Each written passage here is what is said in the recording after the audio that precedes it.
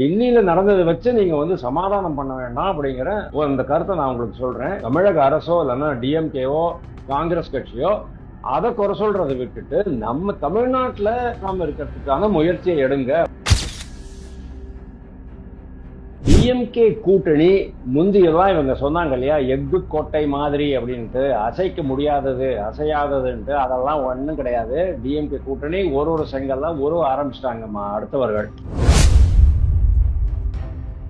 DMK பொறுத்த வரைக்கும் தனியாக போட்டி போட முடியாது. அவங்க வந்து வீராப்பா பேசிக்கலாம், 234 தொகுதிகளிலும் உதயசூரியன் போட்டியிடும் அப்படின்னு சொல்லலாம். ஆனா அந்த அளவுக்கு அவங்களுக்கு தைரியம் கிடையாதுங்கிறது எல்லாருக்குமே தெரியும். 22% மேல அவங்களுக்கு விழாது சார். 22% வச்சு 10 இடங்கள் கூட அவங்களால ஜெயிக்க முடியாது.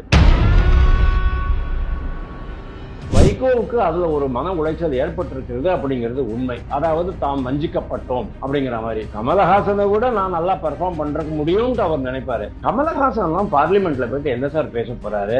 அவர் சாதாரணமா பேசுறத யாருக்குமே புரியாது. அவருக்குமே புரியுமாங்கிற சந்தேகம். பார்லிமெண்ட்ல போயிட்டு அவர் என்ன சார் பேச போறாரு? வைகோவை விடவா சார் அவர் வந்து படித்தவர்? வைகோவை விடவா சார் அவருக்கு வந்து வாக்கு வன்மை இருக்கு? வடநாட்டுக்காரர்கள் எல்லாமே வந்து பாரதிய ஜனதா கட்சிக்கு தான் வாக்களிக்க போகிறார்கள். நீங்க ஏன் இங்க நினைக்கிறீங்க?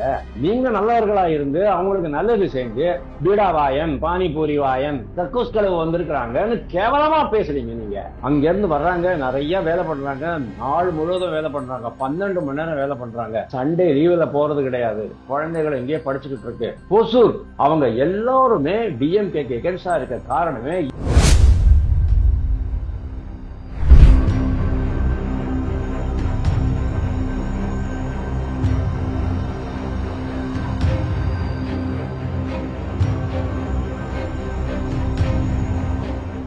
ரியல் ஒன் நேர்களுக்கு வணக்கம். இன்று நம்மளுடைய நேர்காணலுக்கு அரசியல் விமர்சகரான திரு வாசுதேவன் அவர்கள் நினைச்சிருக்காங்க. சார் வணக்கம்.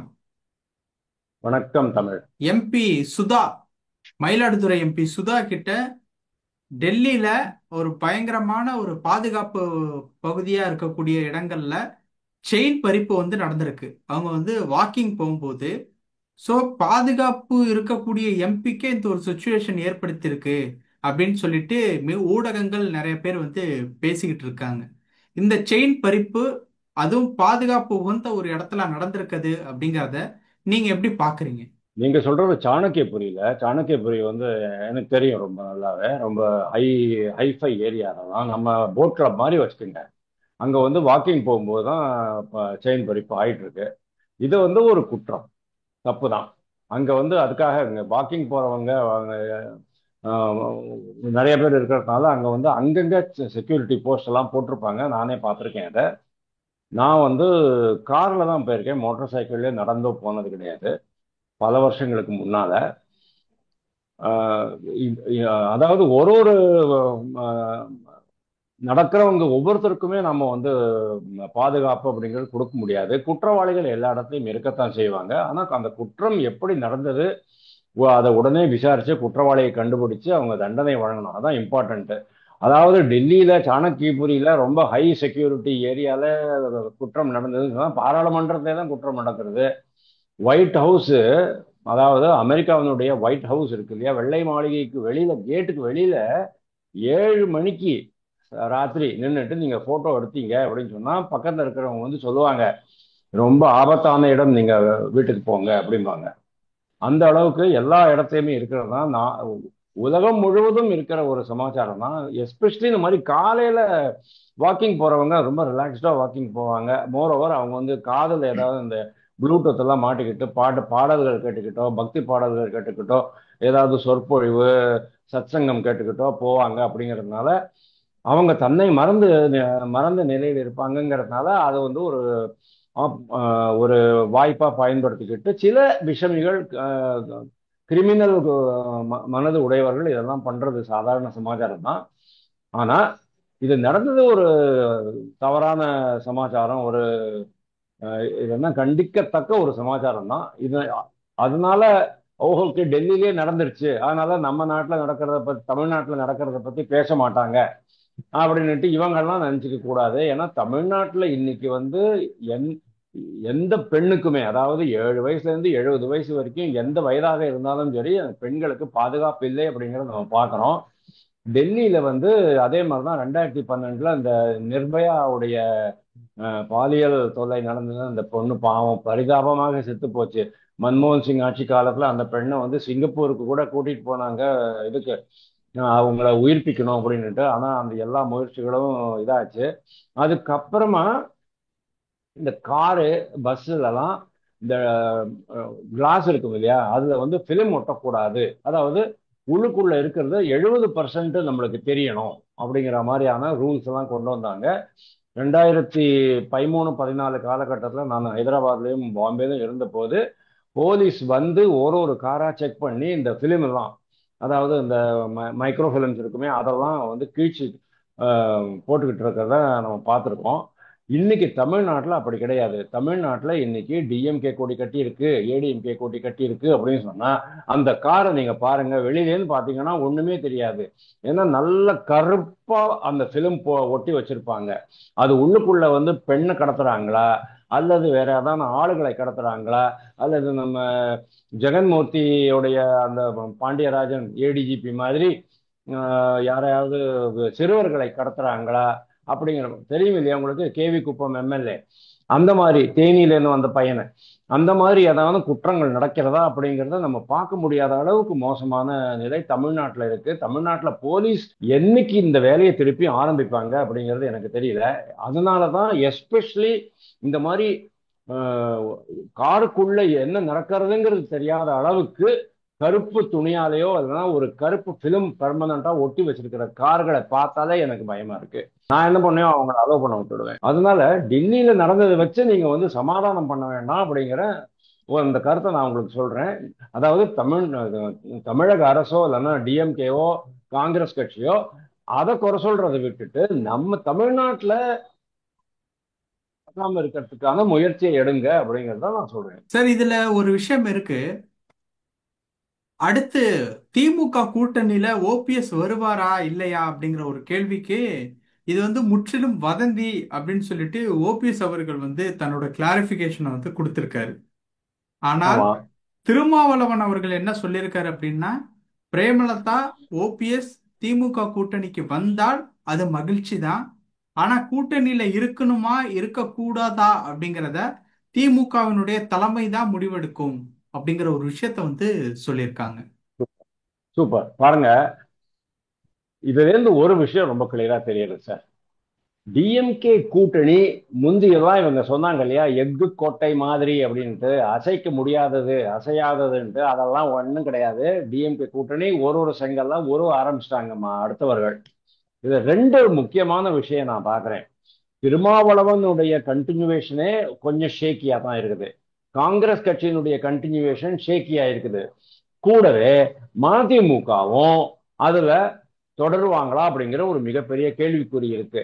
இந்த கண்டிஷன்ல தான் வந்து ஓ பன்னீர்செல்வமும் பிரேமலதாவும் அவங்கள போய் பார்க்கறது, முதல்வர் ஸ்டாலினை போய் பார்க்கறது சில பேருடைய கவனத்தை ஈர்த்தி இருக்கிறது. ஆனா எனக்கு வந்து ஒரு சாதாரண நிகழ்வா தான் பார்க்கறேன். அவங்க வந்து பொய் சொல்றாங்க. ஆக்சுவலி நாங்க வந்து எதேச்சையா பார்த்தோம், நலம் விசாரிக்கிறதுக்காக போனோம் அப்படின்லாம் சொன்னாலும் கூட, ராமதாஸ் கூட தான் ஃபோன் பண்ணி சொன்னாரு. ராமதாஸ் ஃபோன் பண்ணி நலம் விசாரிச்சாரு, மருத்துவர் ராமதாஸ்.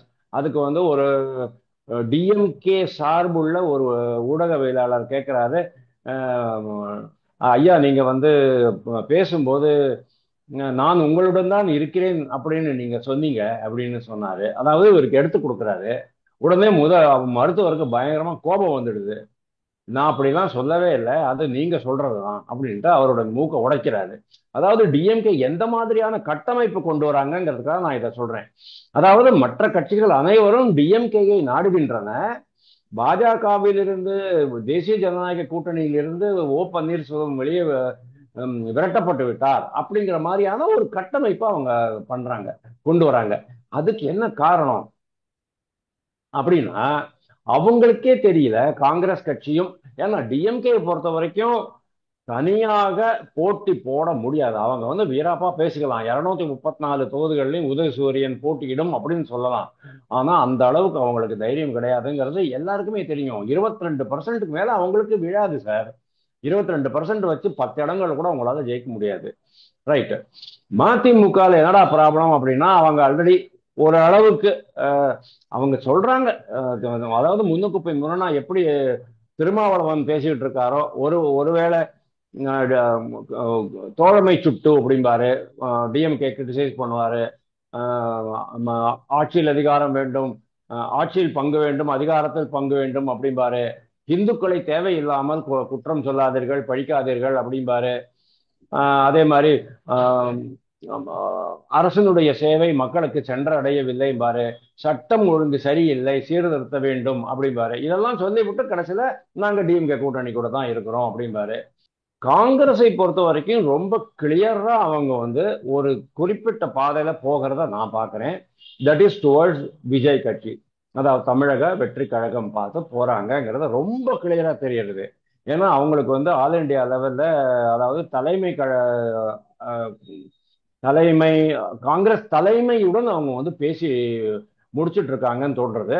அவங்களுக்கு என்ன ஒரு அட்வான்டேஜ் அப்படின்னா, அதாவது எதிர்பார்ப்பு அப்படின்னா, கேரளாவில் வர தேர்தல்ல விஜய் கட்சியோட கூட்டணி வச்சுட்டோம்னா, விஜய் வந்து ஒரு பாப்புலர் ஆக்டர் அப்படிங்கிறதுனால கேரளால இந்த முறை வாக்கு நம்ம வந்து ஆட்சியை பிடிச்சிடலாம் அப்படிங்கிற ஒரு கணிப்பு.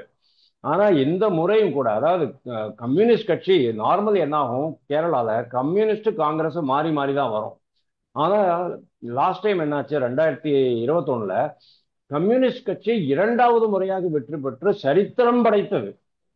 காங்கிரஸ் கட்சி 2வது முறை தோல்வி அடைந்தது. இந்த ட்ரிப் அதை மாத்தணும், அதுக்கு வந்து விஜயனுடைய கூட்டணி உதவி செய்யலாம் அப்படின்ட்டு அவங்கள்ட்ட கணிப்பு. ஆனா நான் சொல்றேன், நான் கேரளால இருந்திருக்கேன், நான் கேரளால பிறந்தவன் தான். கேரள மக்களுடைய மனநிலை எப்படி வேலை பண்ணும் அப்படிங்கிறது எனக்கு தெரியும். அங்க வந்து நடிகருக்கு பின்னால ஓடுறது யாருமே கிடையாது. அப்படி பாத்தீங்கன்னு சொன்னா மம்முட்டி மோகன்லால் கட்சி ஆரம்பிச்சிருந்தாங்கன்னா பெரிய அளவுல போயிருக்கலாம்.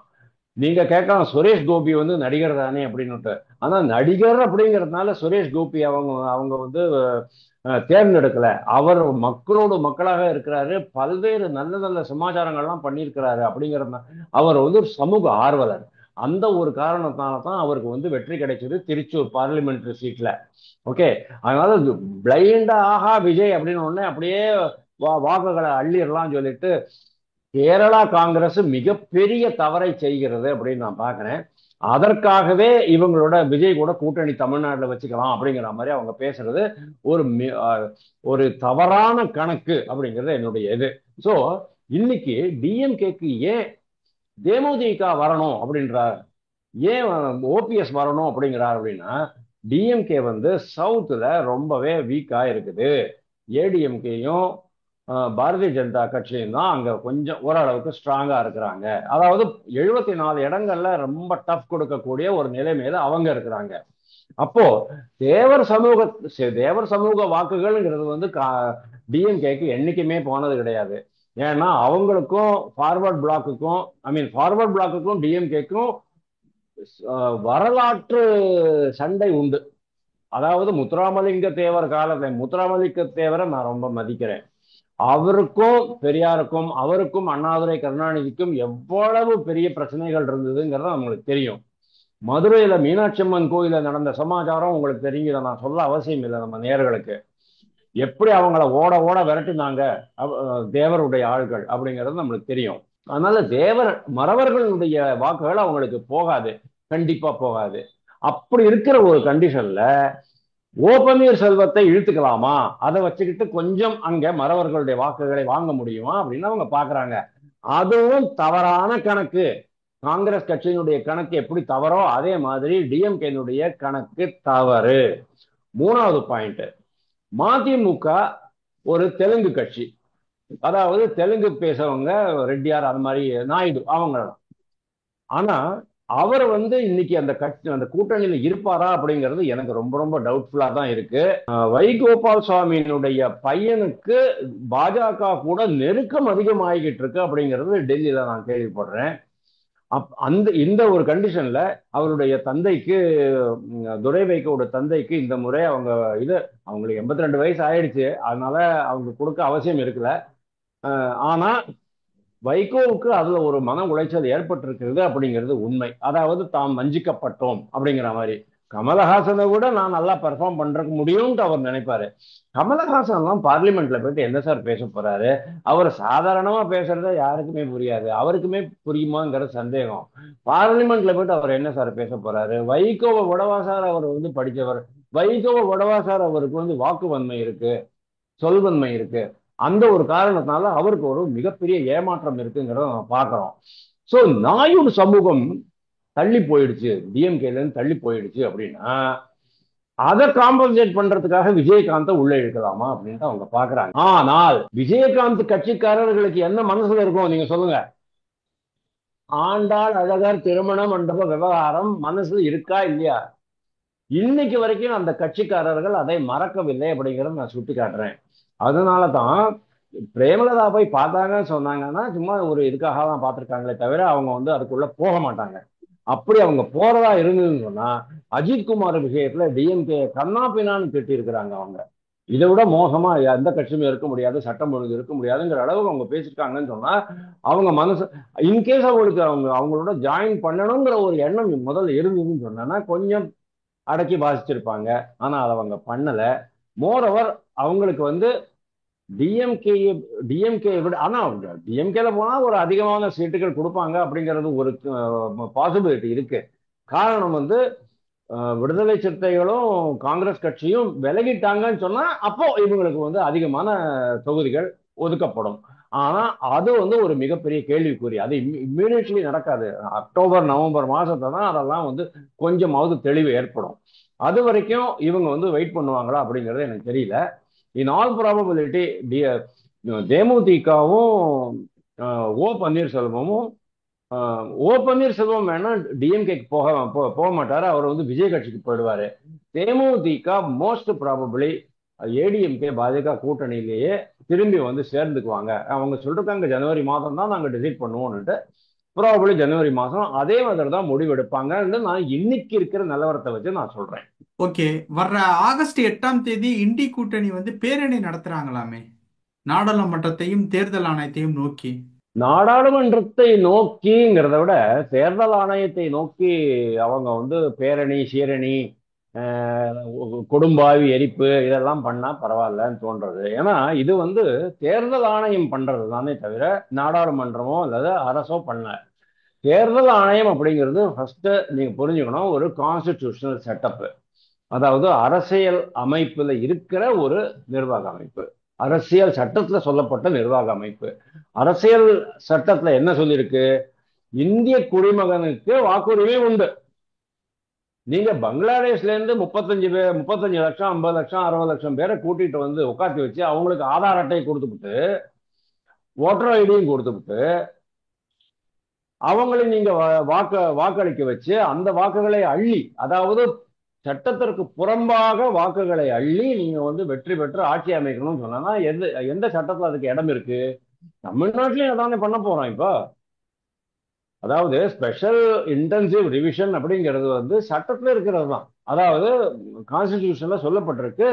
அந்த பீப்புள்ஸ் ரெப்ரசன்டேஷன் ஆக்ட்லயும் அந்த எலக்ட்ரல் ரோல் சமயத்துக்கு தகுந்தா போல ஒரு கால இடைவெளியில மாற்றி அமைக்கப்பட வேண்டும், சீர்திருத்தப்பட வேண்டும்னுட்டு.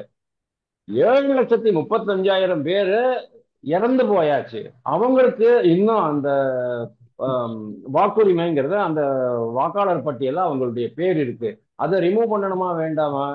பீகார்ல என்ன நடக்குதுன்னா லாலு பிரசாத் யாதவ் பீரியட்லயும் சரி, அதுக்கு முன்னால மற்ற இவங்கெல்லாம் இருந்தாங்க, அதாவது பாரதிய ஜனசங்க அந்த மாதிரி ஜனதா பார்ட்டி இந்த மாதிரி சில பேர்லாம் இருந்தாங்க.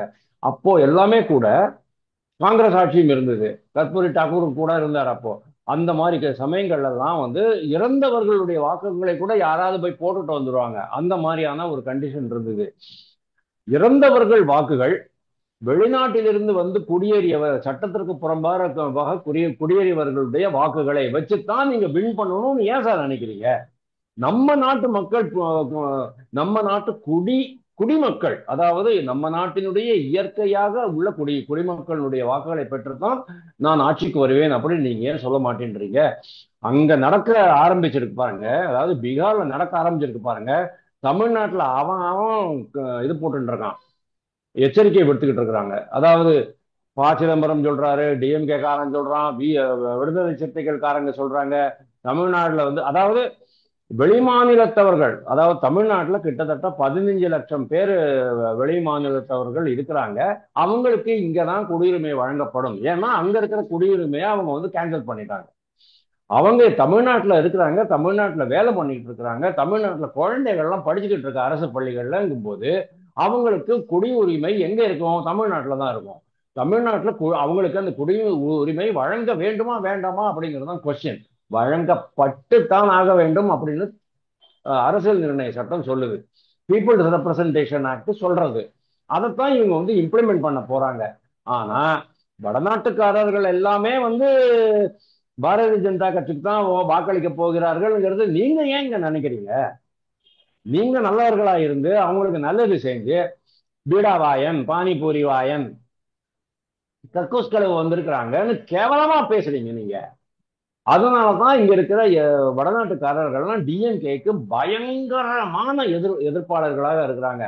சார் நான் பார்த்திருக்கேன் சார், பல்லடம், திருப்பூர், சூலூர், கோயம்புத்தூர், அது பக்கத்துல இருக்கிற அந்த வெள்ள கோயில், அது எல்லாமே எக்கச்சக்கமான வடநாட்டினர்கள் இருக்கிறாங்க. அங்கிருந்து வர்றாங்க, நிறைய வேலை பண்றாங்க, நாள் முழுவதும் வேலை பண்றாங்க, 12 மணி நேரம் வேலை பண்றாங்க. சண்டே லீவுல போறது கிடையாது. குழந்தைகள் எங்கேயே படிச்சுக்கிட்டு இருக்கு. ஒசூர், அவங்க எல்லாருமே டிஎம்கேக்கு எகென்ஸ்டா இருக்க காரணமே இவங்களுடைய வட இந்திய வெறுப்பு. வட இந்திய வெறுப்பு, ஹிந்தி வெறுப்பு. அதாவது அவங்க பேசுற ஹிந்தியை இவங்க வெறுக்கிறத ஓப்பனாவே வெளிப்படுத்துறதுனாலதான் அவங்க இவங்களுக்கு எதிராக இருக்காங்க. இன்னைக்கு அதுல 15 லட்சம் பேர் தமிழ்நாட்டுல வந்து வாக்குரிமை பெற்று வாக்களிக்கும் போது ஆட்டோமேட்டிக்கா அது வந்து பாஜகவுக்கோ அல்லது ஏடிஎம்கேக்கோ தான் போகும் அப்படிங்கிறது அவங்களுக்கு தெரியும். ஓகே. அதனாலதான் வந்து இது எதிர்க்கிறாங்க. பல விஷயங்கள் பேசணும். நேரத்துக்கு ரொம்ப நன்றி சார். தேங்க்யூ.